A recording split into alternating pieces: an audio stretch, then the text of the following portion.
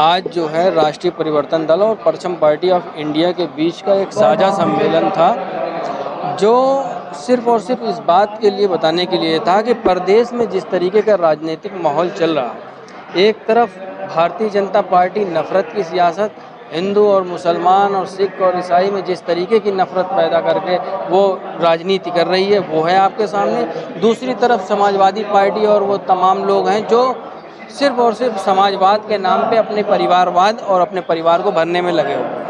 ये बिल्कुल तरीके से सामने है। पीडीए का नारा दे करके पूरी तरीके से सिर्फ और सिर्फ मुसलमानों को एक्सप्लॉइट करने की कोशिश की जा सकती है, पिछड़ों को एक्सप्लॉइट करने की कोशिश की जा रही है और दलितों को एक्सप्लॉइट करने की कोशिश की जा रही है। कोई आप में से ये सवाल करे कि भाई अगर आप समाजवाद के इतने ही बड़े क्या नाम है अलमबरदार हैं, आप पीडीए की बात करते हैं, आपके घर में 4 बार आपके पास पार्टी के पास 4 बार मुख्यमंत्रीशिप का वो रहा, ओहदा रहा, आपको कोई पिछड़ा नज़र नहीं आया? आपको कोई आज़म खान साहब नज़र नहीं आए हैं? तो सिर्फ और सिर्फ पीडीए के नाम पर परिवार को जो है वो भरने की जो है ये काम कर दी जा रही है, बिल्कुल पूरी तरीके से छद्म धर्म पे।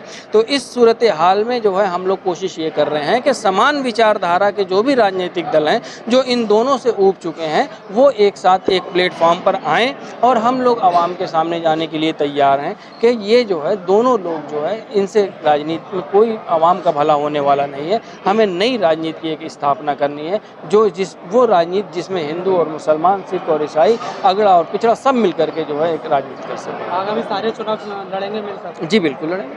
की तैयारी है? देखिए, मतलब तैयारी कहना तो बहुत जल्दी हो जाएगी, लेकिन हाँ एक अच्छी शुरुआत जरूर है।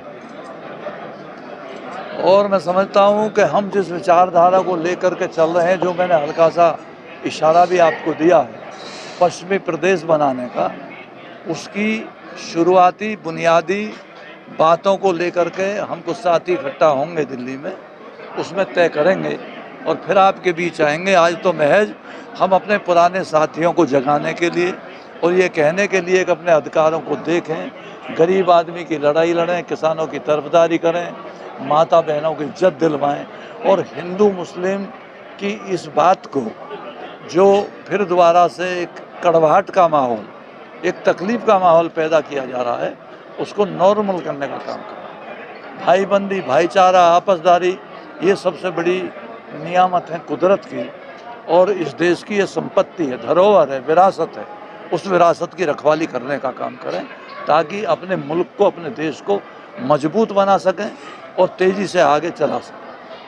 अखिलेश यादव जो राहुल जी जो है पीडीए का नारा दे रहे हैं, उस पर क्या कहना है? भाई ये तो वही बेहतर जाने, हमें क्या कहना है। अब उन्होंने जो करना है, जो कहना है, वो तो बहुत दिनों से कहते चले आए हैं, तो ये तो पब्लिक से पूछने की बात है ना कि पीडीए से उनको क्या मिला है या क्या लोगों ने काम किया है या कौन सा राजनीति में रेवोल्यूशन पैदा हुआ है। इसको बेहतर आप जानते हैं रेवोल्यूशन को, और क्या किया है उसको बेहतर पब्लिक जानती है। नहीं, अखिलेश जी के साथ भी वही हैं, पिछड़े हैं, दलित हैं, अल्पसंख्यक, क्या बुराई है? तो वो संख्या अगर देश में 86% है तो कितने ही और हो जाओ, और डीपी यादव आ जाओ और अखिलेश यादव आ जाओ, क्या परेशानी क्या है? एक आदमी के हिस्से में अगर मुश्किलात में पल रहे आदमियों के 2-2, 4-4 का काम करने का हिस्सा बढ़ जाए, जल्दी हल हो जाएगा। 10 तारीख को चुनाव आयोग की बैठक होने वाली है, एसआईआर पूरे देश में कराने की, आपका क्या मानना है? देखो, हम तो यार विशेषज्ञ हैं नहीं, ये तो पत्रकार लोग विशेषज्ञ होते हैं और उसका एनालाइज करना तो आप ही लोगों का काम है, हमारा काम तो है नहीं। हम तो मजदूर लोग हैं, मजदूरी करेंगे, खेती में, राजनीति में उसका जो हासिल हो जाएगा उसे आपके सामने ला कर रख देंगे। सर, संभल की मंदिर और मस्जिद की लगातार राजनीति चल रही है और प्रशासन भी संभल की, वो तो सारे देश की चल रही है। फिलहाल ज़्यादा ये आपने किसने कह दिया? आपकी रिश्तेदारी है संभल में क्या? मेरी कोई रिश्तेदारी है सर। तो फिलहाल जो मंदिर और मस्जिद निकलने की बात चली, मैं संभल से ही लोकसभा में था, संभल जिले की आवाज़ मैंने ही लगाई थी। अभी भी मैं संभल का ही वोटर हूँ और मेरे खेती क्यारी का काम अभी भी संभल में ही है। मुझे कुछ बातें देख कर के तकलीफ़ बहुत होती है कि ऐसा माहौल नहीं बनना चाहिए था, लेकिन सभी लोगों से तो मैंने अपील की थी, मैंने किया जिससे जो गलती हो गई उसे सुधार लो, क्या बुराई है? अगर मैंने कोई गलती की है और मुझे एहसास हो जाए कि मेरी गलती है, तो महात्मा गांधी ने कहा था गलती को तो सुधार कभी भी किया जा सकता है, कभी भी माना जा सकता है। तो मेरी तो वहाँ के लोगों से आज भी अपील है कि अपने भाईचारे भाईबंदी को ना बिगाड़ें, आपसदारी को कायम रखें। उसी में देश की भलाई है, उसी में समाज की भलाई है।